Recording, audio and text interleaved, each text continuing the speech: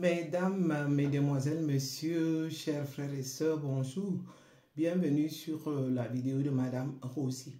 Excusez-moi, hier j'ai fait un live qui a été très signalé et dont je n'ai pas pu récupérer et je m'en excuse. Mais vraiment, prenez un peu de patience pour cette vidéo.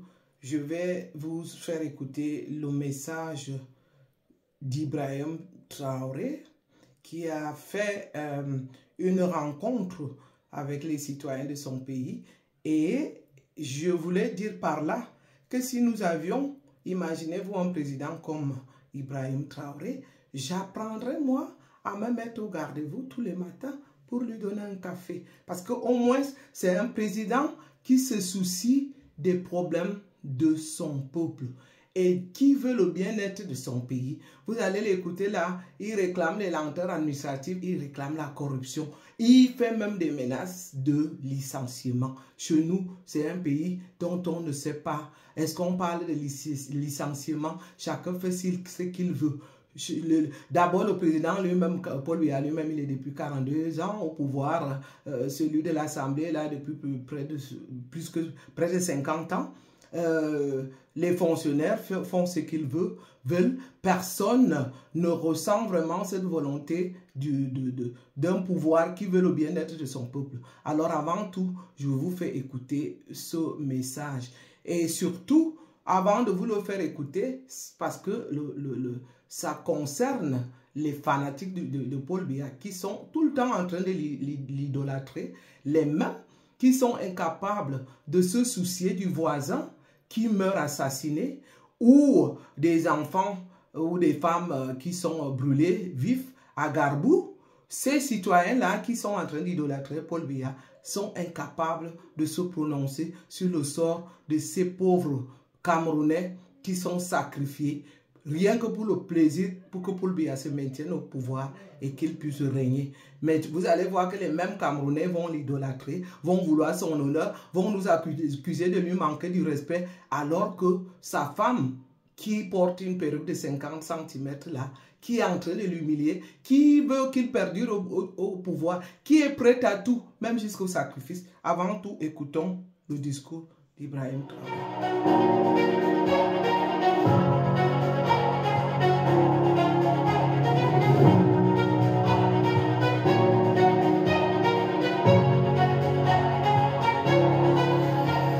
C'est toujours bien de parler à ceux de dehors avant de revenir en famille. C'est ce qu'il fallait faire. Et aussi, ce temps passé, c'était nécessaire pour qu'on puisse observer, que vous puissiez observer ce qui se passe. Et je pense que s'il y a des gens qui doivent véhiculer l'idéologie que nous voulons faire passer, c'est bien vous qui travaillez à la maison centrale. Et je pense que durant ces 15 mois, vous avez pu observer beaucoup de choses avec moi, dans l'administration, un peu partout. Vous avez pu observer l'évolution de la situation. Et je pense qu'il était temps donc, en début de cette année, qu'on puisse se donner un nouveau départ pour l'institution, mais aussi pour le pays entier. Il y a une pratique qui se passe dans tous les ministères, on a remarqué ça. Lorsque vous demandez un travail, automatiquement, c'est un cabinet d'études externe. On donne au cabinet pour faire l'étude et c'est coûteux. Mais de vous à moi, vous savez très bien, la plupart du temps, le cabinet se retrouve être le cabinet soit du ministre ou de quelqu'un en tout cas dans le ministère. Est-ce qu'on se comprend? C'est du vol. Disons-le clairement, ce n'est pas bien. Vous êtes par exemple informaticien. On vous demande un travail dans ce domaine. C'est vous qui êtes censé le faire. Sinon, à défaut, il faut remonter vers des institutions, en tout cas, étatiques, qui puissent vous aider à le faire. La première des choses que les gens font, c'est un dossier rapidement. On recrute un cabinet et on les donne. Et derrière lui-même, il part travailler. On a observé ça. Il fallait donc un long temps d'observation pour comprendre et confirmer les mauvaises habitudes des gens dans l'administration. on veut faire en sorte que certaines institutions telles que l'ANSAP puissent être ces cabinets-là. Là où ils seront limités, ils vont dire qu'ils ne peuvent pas, il faut qu'ils recrutent des experts dans tel domaine. Ils vont recruter et ils vont le faire. Mais la plupart des travaux qu'on essaie d'effectuer dans la plupart des ministères, il y a de la ressource à l'académie pour le faire. Donc, ça sera opérationnel cette année et très vite pour qu'on arrive à économiser un peu. On n'est pas contre, il y a beaucoup le privé est très développé. Donc, les cabinets privés peuvent servir aussi, voilà, à faire des études pour beaucoup de structures privées. Mais il ne faut pas que dans l'administration, on recrute des compétences et à chaque fois qu'il y a un travail, il n'y a pas de compétences. Il faut repartir encore vers un cabinet privé. C'est du vol, c'est de la triche et on va mettre fin à ça. On a parlé de mots comme la corruption, voilà, mais ça continue. La lutte contre le terrorisme, oui, il y a des avancées, il y a beaucoup de choses, mais il faut que nous-mêmes reconnaissions qu'il y a un volet sur lequel il n'y a pas eu une lutte acharnée. C'est la corruption, c'est la lenteur administrative, en tout cas l'administration en général. Ce volet, il faut reconnaître, ça n'a pas marché. Mais pourquoi ça n'a pas marché? C'est parce qu'on s'était donné un temps pour sensibiliser, pour parler aux gens, pour que les gens comprennent. Tant dans l'armée que dans le civil, hein, que les gens comprennent où est-ce qu'on part, pourquoi il faut cesser telle habitude. Pas que les gens ne comprennent pas, ils font semblant et se disent qu'on ne prendra jamais de mesures. Aujourd'hui, il y a tellement de lois qui ont été votées pour protéger les travailleurs. C'est très bien. Mais chacun devrait faire la mission pour laquelle il a été recruté. Mais les gens ne font pas la mission. Et quand on veut les licencier, ça sort les textes de partout. Écoutez, vous ne pouvez pas prendre les textes des autres, venir appliquer ici. Eux, ils vivent en 2023. Je vous le dis, nous, on vit dans les années 1800 toujours. C'est la réalité. On ne peut pas aller à la même vitesse. Il ne faut pas mélanger les choses. Voilà, pendant que des gens ont des salaires de 3 millions, de combien de millions dans ce pays, voilà, il y en a qui n'arrivent même pas à se payer un repas. Vous trouvez ça normal? Ah non. Ah non. Moi, je suis opposé à ça. Il faut qu'on change les choses. Soit on change, ou bien, écoutez, on reste esclave à jamais. On est là pour changer les choses. On a pris le temps d'observer, de sensibiliser, de parler. Comme beaucoup de gens ne comprennent pas, en fin d'année, donc, j'ai annoncé que ça sera ferme. La machine contre la lutte contre la corruption va démarrer. Eh bien, ça démarre. Le conseil de discipline et autres, c'était mort. On a adopté des textes pour que les gens puissent sanctionner ceux-là qui ne veulent pas travailler. Mais rien, personne ne veut sanctionner. Tout le monde est assis, bon, il est dans sa direction, les gens foutent la merde, ils ne veulent pas faire ce qu'il doit faire. Ah, si moi je le sanctionne, on peut le licencier, ça sera de ma faute. Écoutez, il y a ce genre d'émotions-là, ça ne doit plus exister. Nous sommes un pays en guerre et on doit bien gérer les ressources. Et quand on dit gérer les ressources, ce n'est pas les ressources financières seulement, les ressources humaines aussi. Voilà, mes chers frères et sœurs, c'est un plaisir qu'on ait écouté tous ce discours. C'est ce qu'on appelle président. Et je vous assure, le jour qu'on aura un président comme Ibrahim Traoré, quand on aura un Assimi Goïta ou un Oligui Nguema, je le promets, je me mettrai au garde-vous tous les matins. Voilà les présidents à respecter. D'où vient-il que, et vous allez voir ce discours, c'était en début de l'année 2024, hein. Seulement que j'ai pas pu, ceux qui peuvent le revoir verront la date. Il l'avait déjà annoncé en fin 2023. Voilà donc un président qui met les gens dos au mur, face à leurs responsabilités, qui tape la main sur la table. D'où vient-il que on a un moribond, un monstre, un fainéant, qui n'a fait que fabriquer les monstres Paul Biya, qui vient nous relater un discours de fin de l'année frelaté de je ne sais combien d'années, les mêmes choses à répétition. Vous savez, moi, je vous le dis, Paul Biya, c'est un monstre. Et il en a fabriqué d'autres.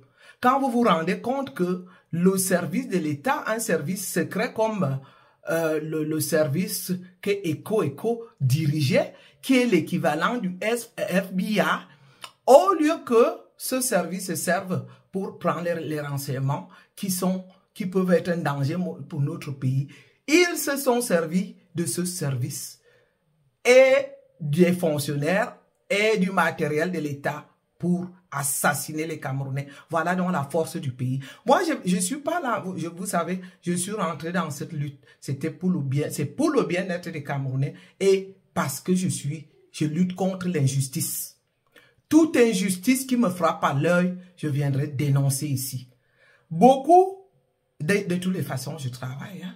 Je gagne plus de 5 000 €, c'est-à-dire en brut, plus de 6 000 € à 100%.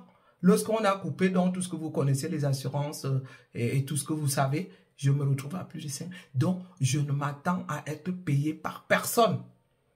Et d'ailleurs, personne ne peut me payer parce que la Suisse reste l'un des meilleurs pays avec les bons salaires, d'où le travail aussi est exigeant. Lorsque vous vous rendez compte qu'en Suisse, la rotation du président, c'est 1 an. Parmi les 7 ministres, rotation. Après 1 an, ça reprend. Vous comprenez donc que c'est un pays que nous, on n'est pas là pour donner du lait. Et que non seulement, au lieu de me vanter comme ces évergondés qui passent le temps à parler de l'argent qui est gagné même de façon minable, sans respect. Moi, j'ai un poste où je suis respecté, où j'ai une responsabilité. Pour ceux qui, je vais bien le faire enfoncer profond dans la terre de certains.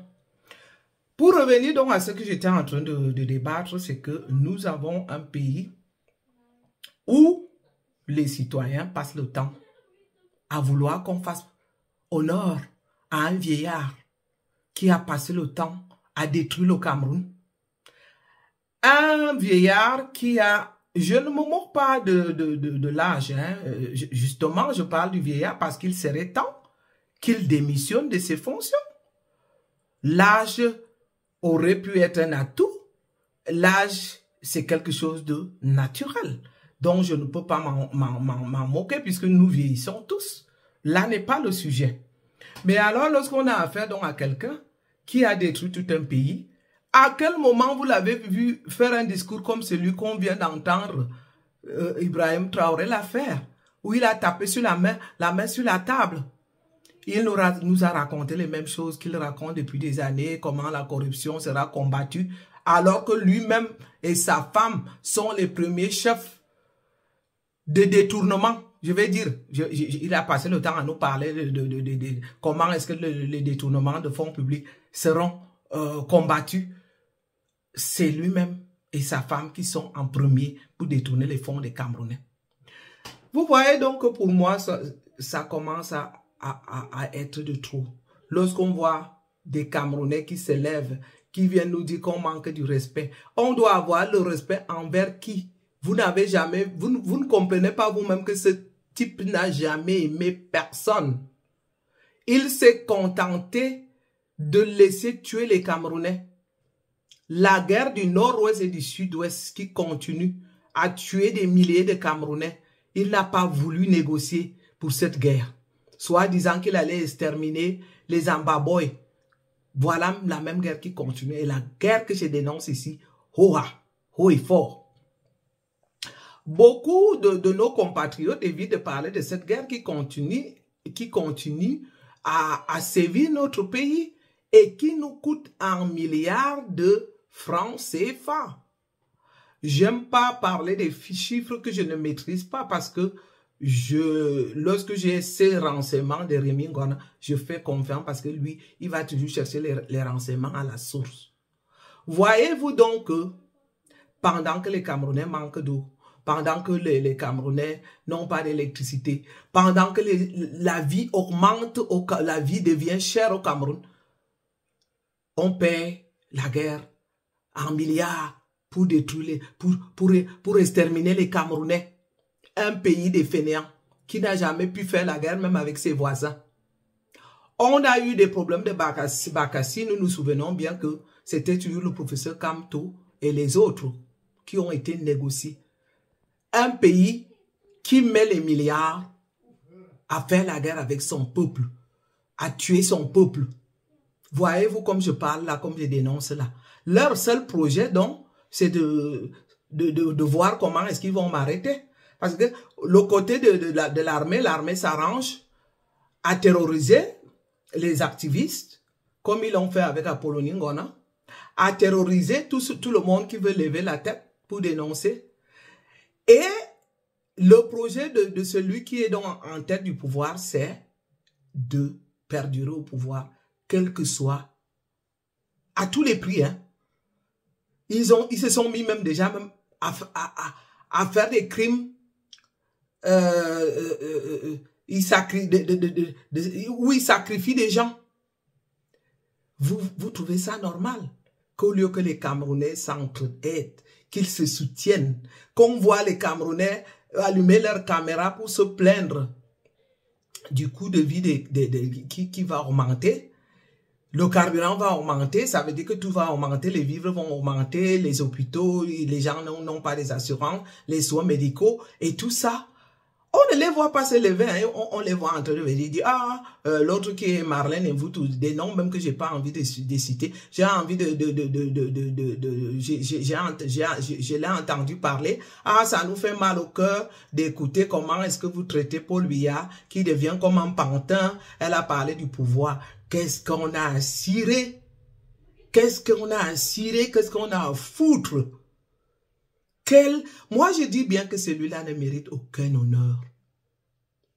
C'est quelqu'un qui n'aime pas les Camerounais, qui n'a voulu que du mal du Camerounais, qui a laissé les Camerounais mourir. On ne l'a jamais entendu parler. Hein. On a eu le gouachi. Dans mes souvenirs, je n'ai pas entendu un seul mot. On a écouté les fondements de Douala. Même que je me répète, on a écouté à Garbou, les femmes qui ont été brûlées vives. C'est lorsque les services internationaux ont dit qu'ils avaient les images des militaires camerounais qu'il a eu à se prononcer pour demander les enquêtes. C'est lorsqu'il a été coincé. On ne l'a pas entendu se lever, ni sa femme, avec sa perruque de 50 cm, là, comme l'autre l'a si bien dit, dont elle pense que sa perruque est plus grande que le bien-être des Camerounais. Une femme qui ne se prononce jamais pour les malheurs du Cameroun. Que les enfants meurent, qu'on assassine les femmes, sans parler de leurs députés et de leurs ministres femmes. Ah, on dirait un groupe de sataniques. Et c'est avec ça que vous voulez que moi, je respecte, ou que je vienne idolâtrer, ou que je vienne... Mais allez vous envoyer où je sais, lorsque vous voulez qu'on fasse ça de celui-là, qui a laissé crever les Camerounais, qui n'a jamais voulu de leur bien. Je voudrais donc demander aux citoyens camerounais ici d'être un peu conscients. Commençons à nous occuper de nos problèmes. Commençons à regarder comment est-ce qu'on s'en sort. Moi, je vous demande, le pouvoir de Paul Biya doit disparaître à jamais, complètement. Oui, lorsque je viens ici suggérer, je viens parler du soulèvement. Beaucoup prennent ça très mal. Le live d'hier, vous croyez que sans soulèvement, on va s'en sortir? Je ne pense pas. J'ai peur même que si celui-là meurt au pouvoir, ça sera encore très grave pour organiser les élections. Parce que n'ayant même pas une constitution capable d'organiser les élections vrai et juste, comment est-ce qu'on va faire quand il va mourir au pouvoir? Ça sera alors la catastrophe. Tout, on ne peut pas venir dire tout haut ici sur les vidéos. Nous avons des groupes qui s'organisent, mais on aimerait quand même sentir les Camerounais se sentir concernés pour adhérer. Lorsque j'ai fait appel au soutien des militaires l'autre fois, c'était pour que les militaires prennent conscience de leur rôle, qu'ils puissent soutenir le peuple. Et c'est en faisant des vidéos comme ça que ça peut donner qu'on commence à les préparer, que lorsque le peuple va se lever pour se soulever, rester du côté de la bonne histoire. Si un de ces militaires même avait eu une seule fois une conscience, l'armée camerounaise, les colonels sont des hommes d'affaires, comme je l'ai dit sur le live d'hier, malheureusement, pour ceux qui l'ont regardé au début, ils marchent avec des mallets d'argent, comme celui qu'on était venu arrêter à Paris avec des mallets d'argent pour des héros pour venir acheter des maisons. Tous, ils sont assoiffés. Oui, on doit vivre avec de l'argent. C'est justement pour ça qu'on a des salaires. Mais si c'est pour piller les caisses de l'État, moi je l'ai dit, les militaires du Cameroun ont été incapables de faire le coup d'État, au moins qu'ils laissent les Camerounais se soulever et qu'ils soient au bon côté de l'histoire et qu'ils les soutiennent. Vous croyez que si j'avais, comme je l'ai dit au départ, c'est aussi le rôle des militaires que lorsqu'un pays ne fonctionne pas normalement, qu'ils prennent leurs responsabilités. Le Cameroun fait partie des pays où le coup d'État aurait été fait déjà depuis longtemps et qu'on serait déjà passé dessus. On a entendu Ibrahim Traoré parler de 15 mois depuis qu'il est au pouvoir. 15 mois. Vous avez écouté un président qui met les points sur les i et qui met les gens en garde pour le bien-être du Burkinabé. Quel est ce pays-là où les gens vont vous parler de Dieu et qui vont venir vous parler des coutumes africaines? Est-ce que c'est les coutumes qui vont réveiller tous les enfants du Cameroun qu'on a perdus, qui sont morts? Il faut quand même que le fanatisme ait des limites. Le fanatisme ne doit pas être aveugle. Essayez d'être conscient des réalités du pays et que ceux qui viennent là pour faire des commentaires sur des vidéos, on dit bien chez nous, si tu n'as rien à dire, tu la fermes.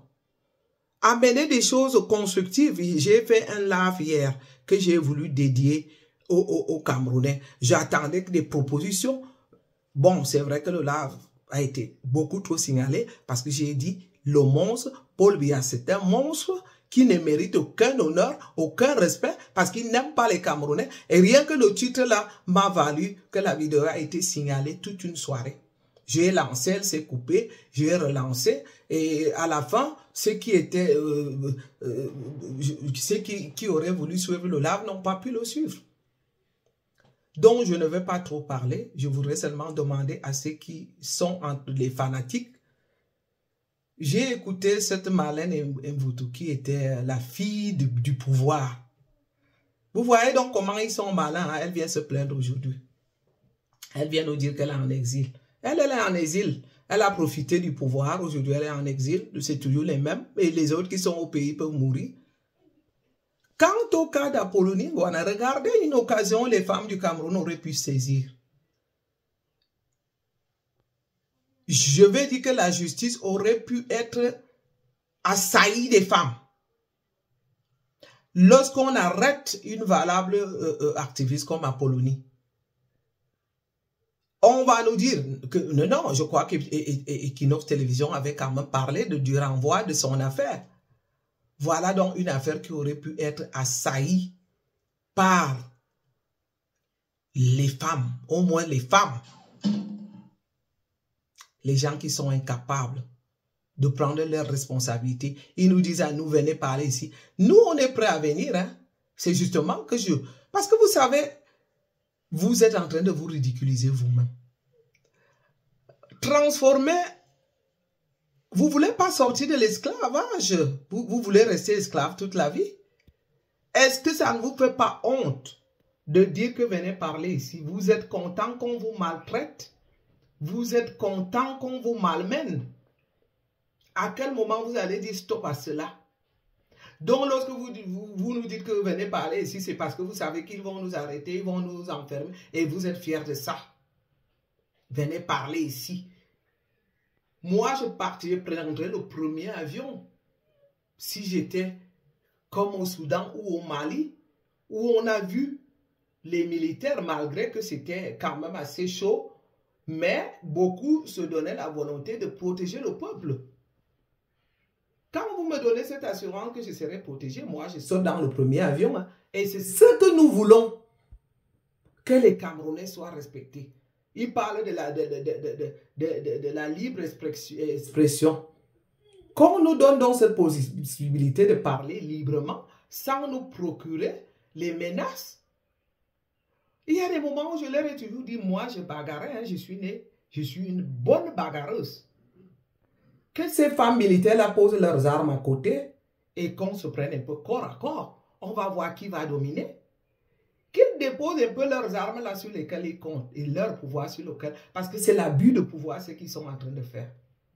Parce que dans un pays normal, qu'ils nous déposent leurs blindés là et leurs chars de côté et leurs armes, que l'armée descende donc sans les armes et qu'on se prenne corps à corps. On va voir. Parce que je vais vous dire aussi que parmi nous, on a des bonnes bagarreuses. Hein. Quand vous voyez une main comme ça, quand vous en recevez ou un coup de poing de ça, une gifle, ce n'est pas pour s'amuser. Et encore plus, on a la possibilité ici, en Europe, de faire les arts martiaux. Vous croyez que quoi? C'est vous qui acceptez ça, c'est vous qui acceptez qu'on vous malmène, c'est vous qui acceptez qu'on vous maltraite. D'où vient-il que lorsqu'on vient parler ici, les esclaves se lèvent pour nous dire, venez parler ici. C'est-à-dire que les Camerounais méritent le président qu'ils ont. Je le disais l'autre jour qu'ils sont en train de nous tester. Ils ont lancé déjà, ils commencent déjà à nous faire accepter, à nous faire avaler leur augmentation de carburant, leur vie chère et tout ça. Je vais dire, les impôts vont augmenter, ils ont volé, ils ont pillé toutes les caisses, ils n'ont plus rien dans les caisses. Nous, c'est nous le contribuable, après qu'ils aient pillé nos caisses, c'est nous qui devons encore venir remplir leurs caisses. Vous trouvez ça normal? Tout est normal. Et ils sont en train de... Et ça se fait avaler, hein? Alors qu'au Soudan, au Mali, le soulèvement est parti d'une augmentation de pain. Vous savez, ce pays a compris vraiment que... Et tout ça, ils vont renvoyer à Dieu si Dieu l'a voulu. Oui, je vais aussi vous donner un exemple. Allez vous mettre au 4e étage et sauter. Et on va voir si c'est Dieu qui le veut. C'est pas... Je m'excuse. J'espère que YouTube ne va pas prendre ça mal parce que c'est pour inciter. Il ne faut pas inciter les jeunes au suicide. Ça, c'est quelque chose que je m'en excuse. J'espère que YouTube ne va pas prendre ça au sérieux pour me bloquer la vidéo. Ce n'est qu'un exemple tout bête et banal même qui est aussi bête parce que c'est juste pour laver un peu, pour ramener un peu les cervelles de ceux qui pensent que tout c'est la volonté de Dieu. Parce que tu t'exposes maintenant là, en sachant que, en t'exposant que ça peut t'éliminer la vie, et on va dire c'est la volonté de Dieu, alors que tu t'es exposé toi-même. Arrêtez votre histoire. Priez donc que Paul Biya parte du pouvoir, ceux qui prient là. À quel moment vous allez prier pour le bien-être du Cameroun? Priez un peu pour qu'il y ait un changement à la tête de cet État moribond, des médiocres. Est-ce que vous ne voulez pas aussi vivre heureux comme dans d'autres pays? Vous avez vu au Gabon, Oligui Nguema, depuis 4 mois, il nous a fait un bilan clair, net, avec les chiffres. Les routes qu'il a goudronnées, il a parlé du nombre de kilomètres qui ont été effectués. Chez nous, une autoroute, je ne sais, depuis une seule autoroute, en 42 ans, Paul Biya va quitter du pouvoir sans avoir réalisé même une seule autoroute. La seule chose qu'il a su faire, c'est laisser mourir les Camerounais. On a vu les crimes de sacrifice, je ne sais pas comment on les appelle au Cameroun, qui ont eu à un moment donné à Mimboman, à Biyamassi, pas un mot. Pas un mot. Aujourd'hui, on a beaucoup de renseignements. Voilà, on appelle ça crime rituel. On sait que tout ça vient aussi du sommet de l'État. Pour demeurer au pouvoir, ils sont capables d'éliminer les bébés, les enfants, les gens. Et c'est ce que vous appelez président. Et c'est ce que vous appelez qu'on respecte. Celui-là, je vous assure, le jour que celui-là, j'aimerais me lever un matin et entendre qu'il n'y est plus. Pas parce qu'il est mort. Qu'on l'a chassé du palais d'Etoudi. Parce que je ne peux jamais me réjouir de la mort de quelqu'un. Le jour-là, alors, je vais ouvrir des champagnes. Des champagnes. Je n'ai jamais été cet arriviste qui vient allumer la caméra pour nous parler des futilités de cette vie. Mais ce jour-là, parce que c'est un sanguinaire qui est sans pitié, qui a tellement fait du mal au Cameroun, que le jour que j'aurai un fils ou un frère, un jeune frère comme Ibrahim Traoré, je vais aligner les champagnes devant ma caméra. Je vais les faire péter. Voilà, donc, c'était tout. Celle-ci est courte, pourtant j'ai fait un live hier d'1 heure que je n'ai pas pu récupérer. Je vais demander aux Camerounais de vous joindre à nous.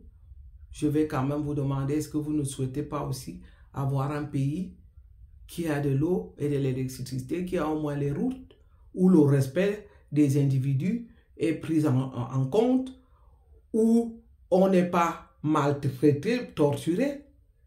Lorsque vous écoutez ce qu'Apollonie Ngouana a vécu, elle pense qu'on doit fermer le commissariat santé. Ça, puis il paraît que c'est je ne sais pas comment dire.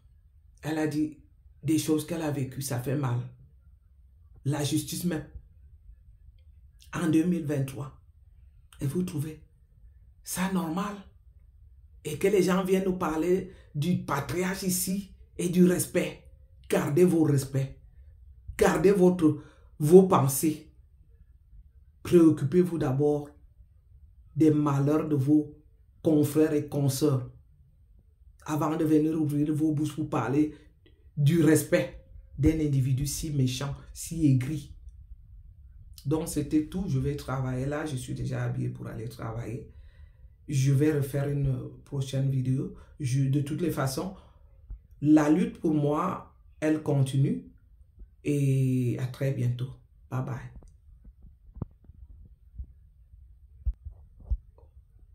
Oh là là, qu'est-ce que...